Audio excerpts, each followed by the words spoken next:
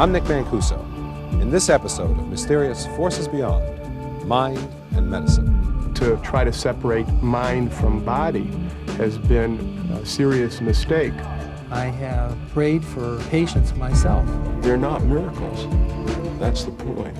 I often say that all healing is scientific, and then some people get mad at me and say, oh no, that's spiritual, or God did it, or whatever.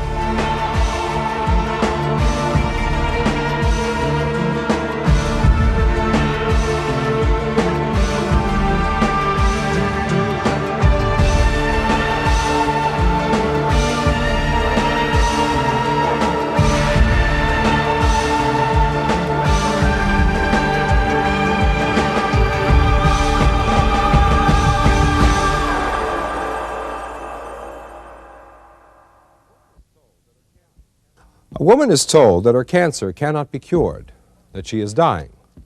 In response to this grim news, she keeps a positive outlook, focuses on becoming healthy, meditates, prays, and is miraculously cured. But is this a miracle, or another dramatic example of the healing power of the mind? Research has shown that critical patients who keep their sense of humor have a better chance of survival, and that a grieving widower who suffers loneliness and despair when his wife dies is more likely to follow his mate to the grave.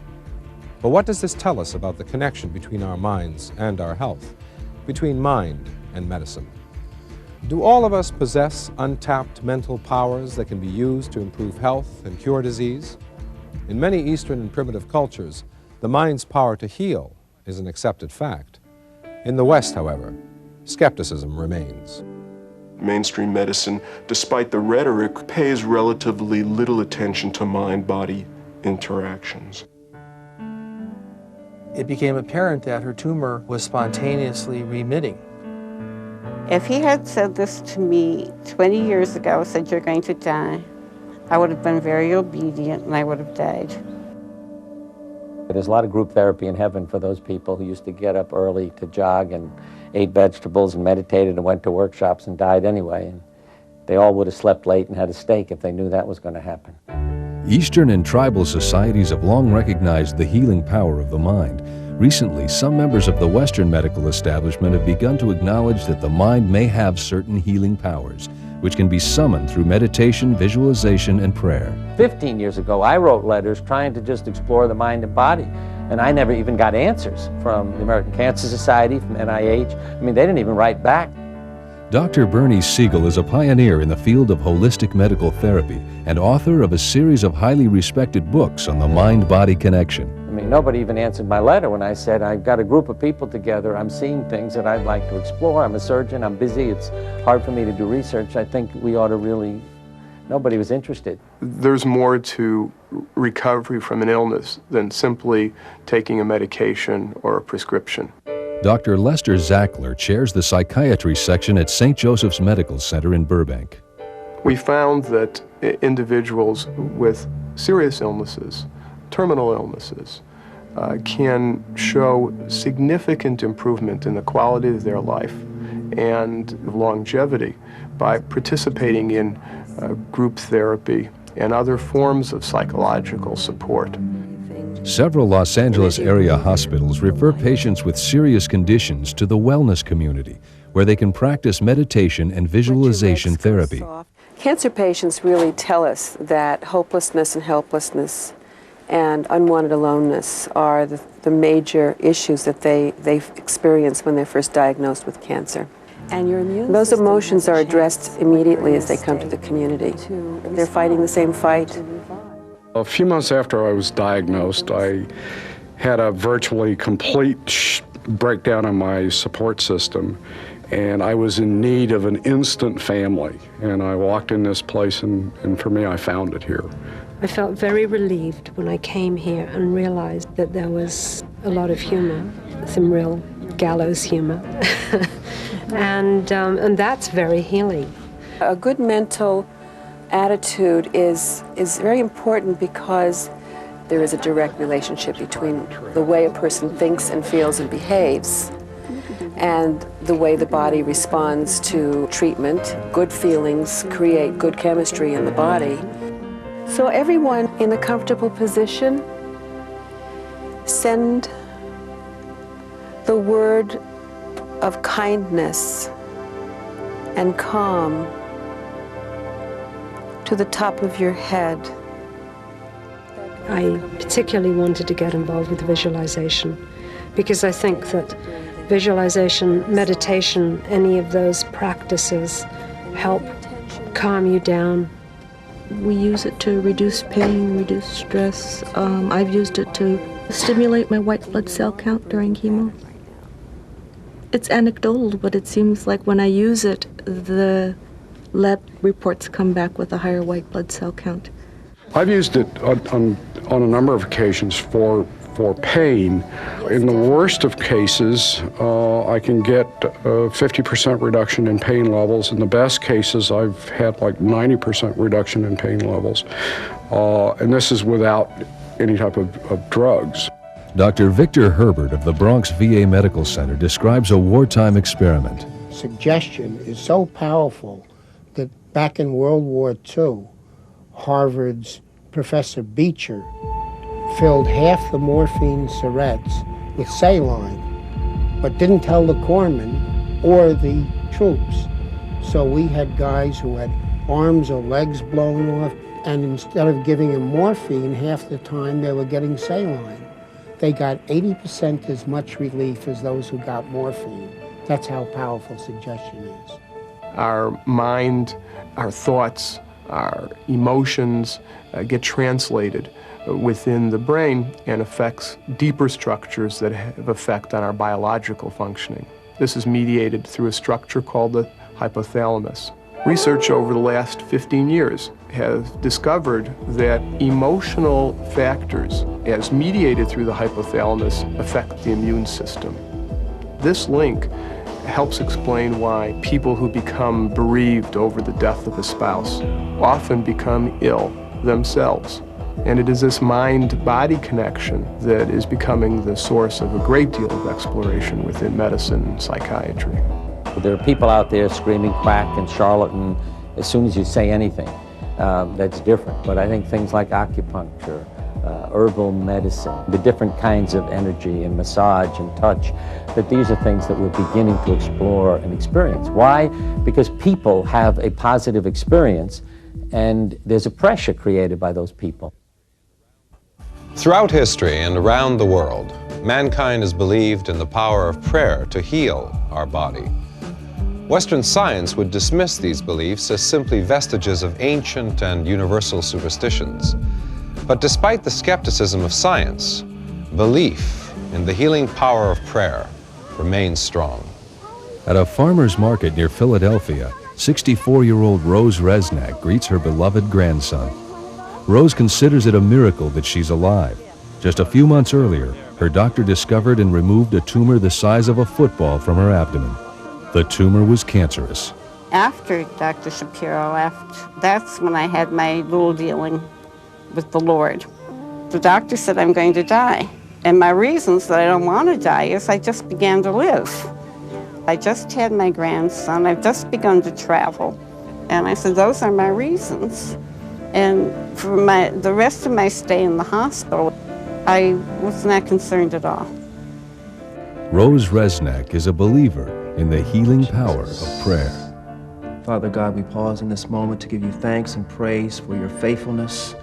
Rose doesn't belong to any one faith, but she has read the Bible and prayed every day for many years. If you're praying, I think you really have to believe it. In the scripture it says that you can't be double-minded. So I knew I was going to be healed. I knew. One of our parishioners called me and told me about Rose being in the hospital. And so I went to see her, and as she began to share with me, I realized that she really needed a miracle in her situation.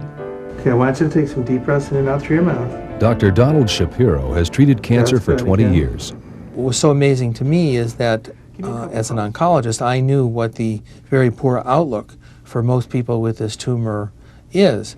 And as we were able to get more information about the extent of her disorder, it became very clear to me that she had a very ominous outlook. Miraculously, Rose Resnack's life-threatening cancer inexplicably vanished, an apparent case of spontaneous remission. As you recall, you had to undergo undergo an open lung biopsy to get a piece of tissue.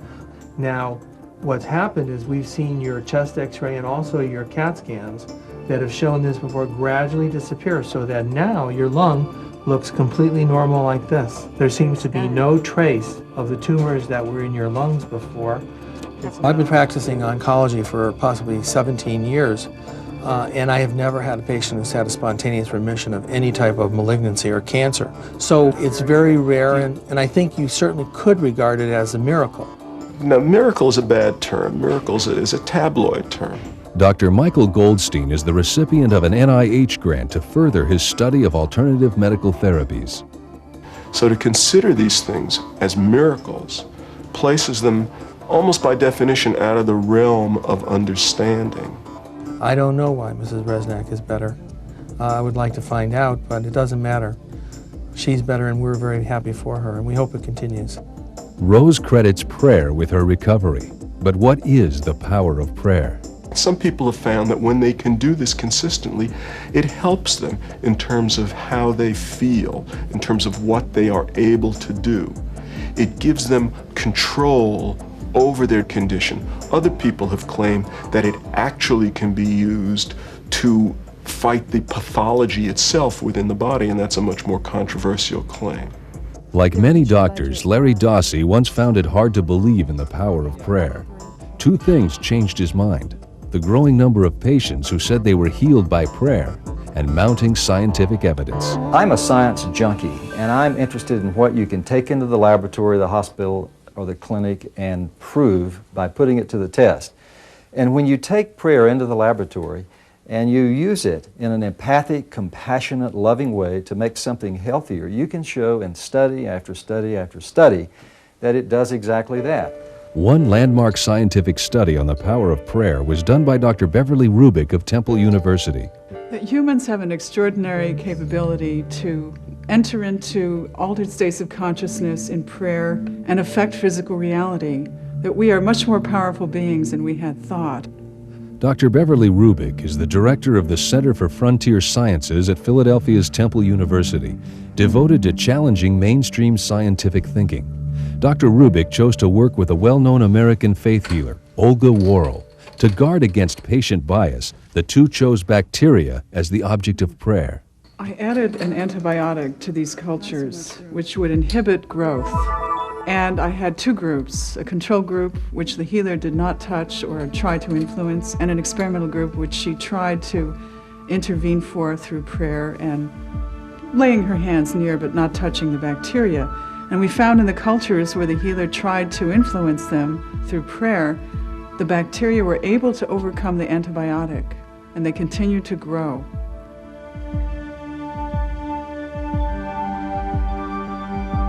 The big mystery in all of these experiments is what makes the difference. The explanation isn't in. It is still wrapped in mystery with a capital M.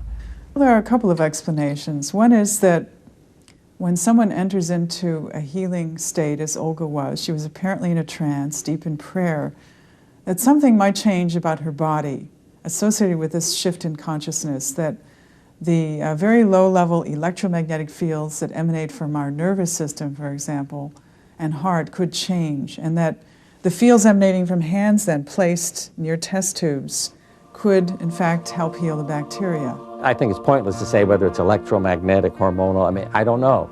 But that there is some way of our communicating with each other that goes back to our origins, and therefore this energy and information transformation may occur. Dr. Wallace Sampson is a cancer specialist.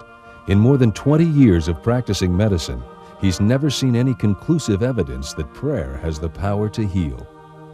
There are a lot of reports of individual people who claim that they've been healed by prayer because they happen to get better when there seemed not to be another explanation around. But when one looks at these individual reports, one really does see that there are usually reasons for that.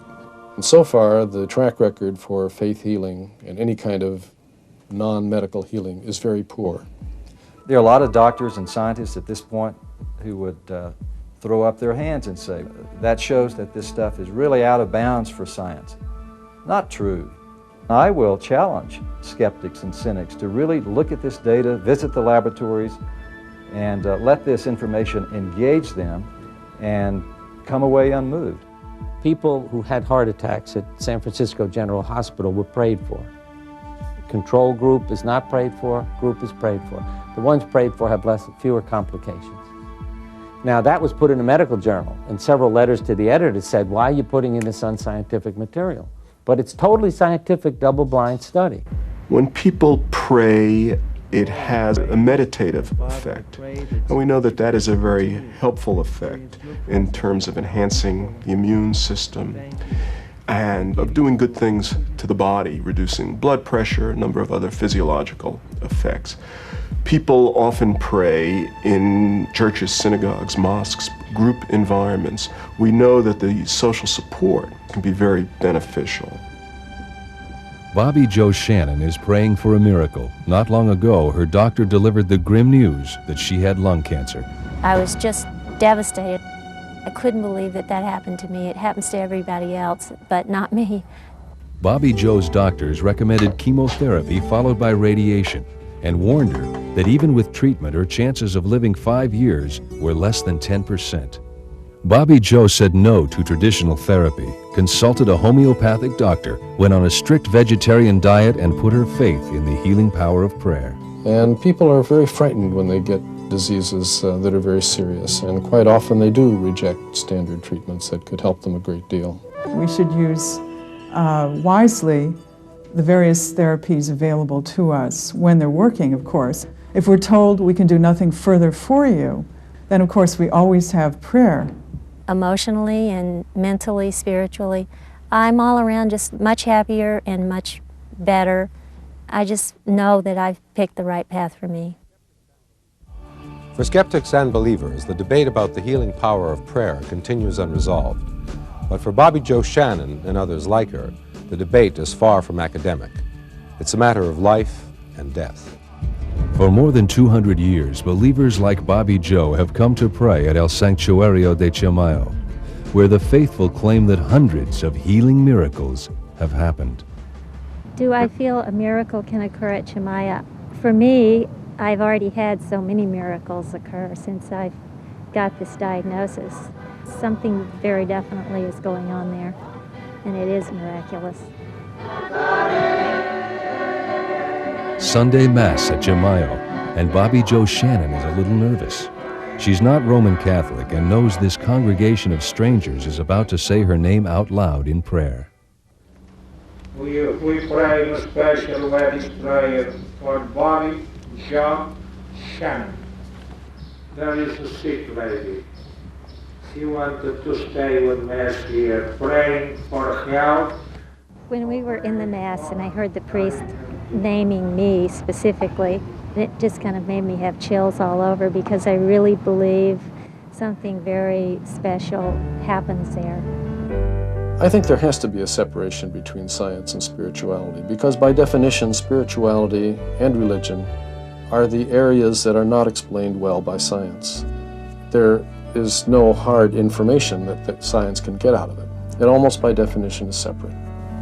6 months after her pilgrimage to Chamayo, Bobby Jo is still in need of a miracle. Her cancer has spread, and she's undergone surgery. Yet Bobby Jo remains upbeat. She will continue to hope and pray. What I worry about is somebody's prayed for and dies that I know physicians who have said, well, you didn't have enough praying for you. I mean, what they're doing is poking fun at that person because they have no belief in the prayer. See?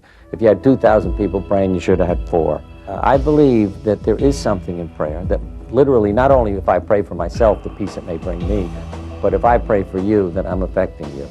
And I think that needs to be looked into further. We don't have the scientific vocabulary to explain how such a thing could work. We have all kinds of self-reports, and in some cases we may have some statistical evidence, but it is so counter to reductionist scientific thinking that many people have a very difficult time accepting this. Skepticism has to do with the lack of scientific foundation for these approaches. There hasn't been research to demonstrate that one technique is better than another. And in the absence of this research, physicians are unwilling to accept it on the basis of case histories alone.